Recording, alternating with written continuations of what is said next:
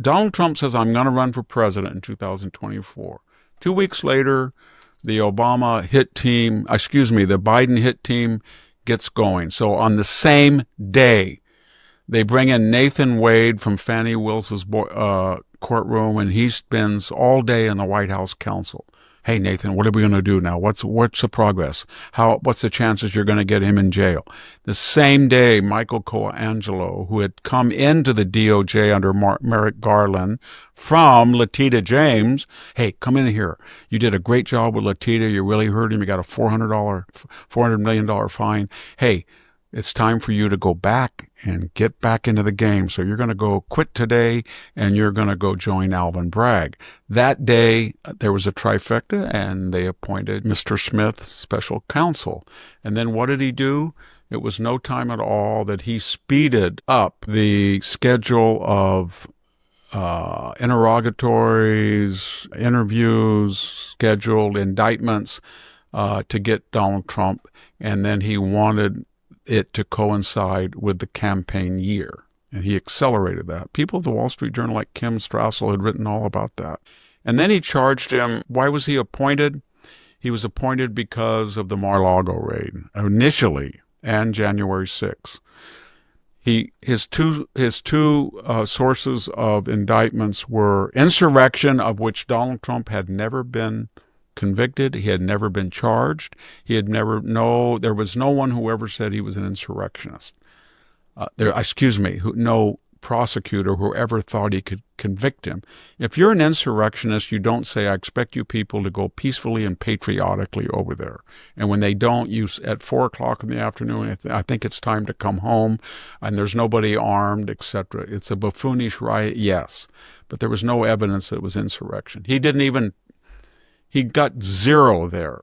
So then he turned his attention to the Mar-a-Lago raid, and he tried to make the argument that of the 14,000 documents that the FBI took, and remember, they scattered a lot on the ground and they brought little stickers that said confidential, and they put them all around and photoshopped, kind of a physical Photoshop. They got 102 classified documents. That's aside from the fact that Donald Trump can say, classified documents, you are no longer classified, kind of with a magic wand. Presidents have that right to declassify them. They should go through the formal steps, but it's legally contested whether they still can declassify things that they took, as opposed to Joe Biden. So he was getting this case, and then all of a sudden people said to Joe Biden, hey, we got a problem because Jack Smith, appointed by Merrick Garland, Joe, he's going after Trump. They've got about 102 classified files, and they're going after him as a felony. They want to put him in jail. But Joe, you were a U.S. Senator for 30-something years, and for vice president, you took out all that stuff, and you didn't just put it in a well-secured Mar-a-Lago with a guardhouse. You put it in your garage. We even got a picture of a box falling over with stuff in it. You put it in your vice presidential office in D.C. You put it in your home. And you know what, Joe? It's even worse.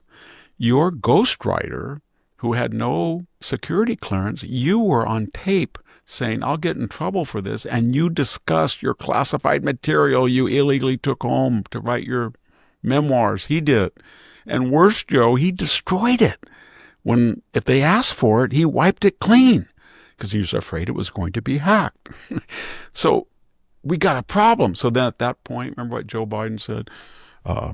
Hello, I'm the lawyer for President Biden, and unlike Donald Trump, he was very bothered by the fact that it slipped his mind that he might have a few classified documents, but not flagrantly so, and they didn't resist like Donald Trump. He came forward. No, he came forward after 35 years only because people were going to say to him, you hypocrite, you're going after the ex-president and your likely rival in the next presidential election to destroy him, and now you've got more culpability and exposure than he does, so you better volunteer so you can at least say you volunteered and Trump resisted. And that's what he did.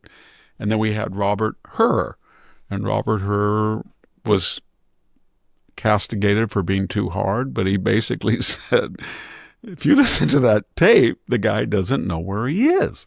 And if he testifies, he's going to seem like an old, befuddled man, and no jury will convict him. Mr. Hur, you're a lawyer, a prosecutor. It's not your job to psychoanalyze the jury and predicate your indictment on whether you think it'll be an easy or hard case. It's based on the evidence, whether he did something wrong, and he obviously did. So your job is to make the case to the jury, even if you think you're going to lose, if that's the right legal thing to do. And yet he didn't. He let off his ghostwriter. And so then they went to Donald Trump and they found nothing. You know, that thing was going to go out because it was never going to work. You can't have a sitting president and an ex-president and two twin special prosecutors, and one is telling the country that the president of the United States is demented, therefore he can't be convicted. And the other person is cognizant, and therefore he can be convicted when they have the same exposure. And then people said almost immediately, okay, so Mr. Hur, the president of the United States is too cognitively disabled to perform the functions of a defendant in a courtroom, but it's okay that same person has his finger on the nuclear button. Is that what you're telling us? And then they said, the Democrats, remember all them Adam Schiff, oh, this is terrible, he slurred. And you thought, well, why don't you guys celebrate that he let Joe Biden off? No, he defamed him. Kamala Harris, I saw him, he's clear as a bell, sharp as a tack. And then they said, just release the interviews. And then what was really dirty is when Hur said that he didn't know the date in which his son, Beau Biden, died, and he wanted to know if he was vice president or what. And Joe Biden came out to that. That is terrible. He brought that up. The way it wasn't, when you look at the transcript, not the transcript, but the tape, it was Joe Biden who brought it up. Joe Biden brought it up. He said, oh yeah, that was when Beau Biden was, he brought it up. So the whole thing was a mess from the very beginning. And then there's a final little fillip to it, Jack, is that when he was in trouble and people were starting to say that he had been unprofessional, he went to a law firm and got, $150,000 plus in free legal advice, who was not billed for it. He didn't report it as income. And he didn't report it as a gift, as special counsels have to, so that they're not disinterested. The legal onslaught that met Trump the instant he announced 2024 isn't just routine politics. It's an orchestrated campaign, engineered in real time and carefully synced with the headlines. Every move, every indictment, every spotlighted raid was set up to make maximum noise through the election cycle. Meanwhile, the Biden team quietly rewrote the script on classified documents, letting exposure and intent slide while wielding the gavel against Trump.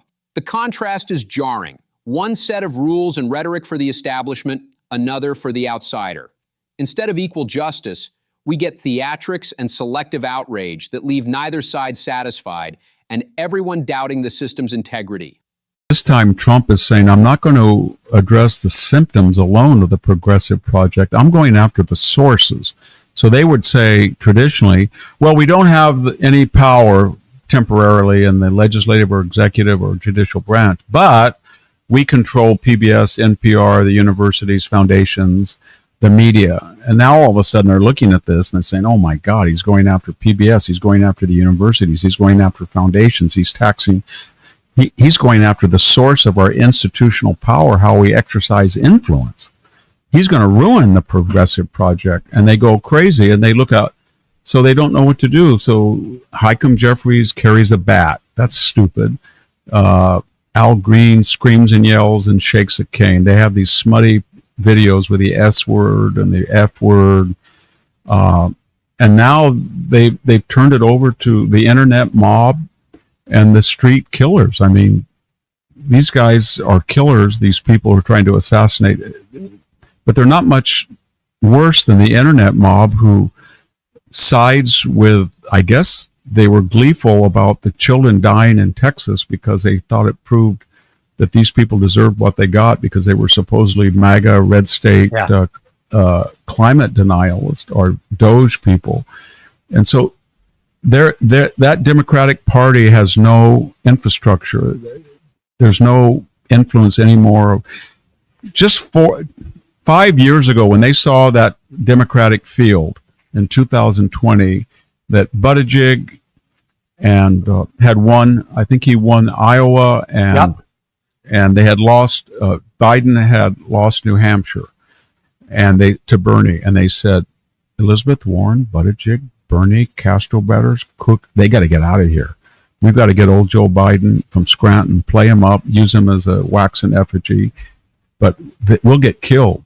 That's all over now. They would never do that again. The AOC, Jasmine Crockett, Elizabeth Warren, Bernie, they run that party now. Trump isn't satisfied with fighting the surface battles.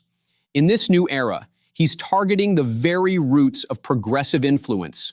Media outlets, public broadcasting, academia, legacy nonprofits, all the institutions that set the terms of debate and shape cultural power. It's an existential threat to a political class used to pulling strings behind the scenes. The resistance has shifted from establishment maneuvering to digital mobs and performative outrage because, for the first time in decades, the foundations themselves are being challenged. The progressive consensus has fractured. The old Joe from Scranton model is finished, replaced by a raw and unruly coalition fighting for influence, both inside Congress and out in the streets. If you value honest analysis and real conversations, make sure to subscribe, hit the like button, and share your thoughts in the comments. What did we miss, and what should we tackle next? Your voice makes this community stronger. Let's keep pushing for the truth together.